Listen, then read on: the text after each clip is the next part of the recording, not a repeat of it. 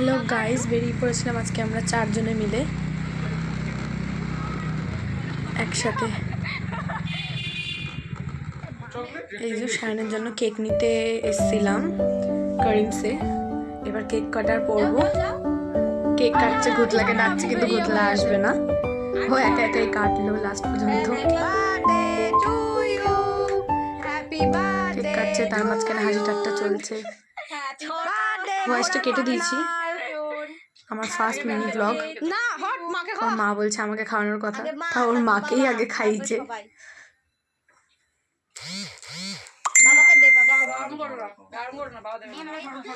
এখন রাখি কেক কাটতে বসেছে, আমি গিফটটা দিয়েছি, 32 কোটি বার করে দিয়েছে পুরো।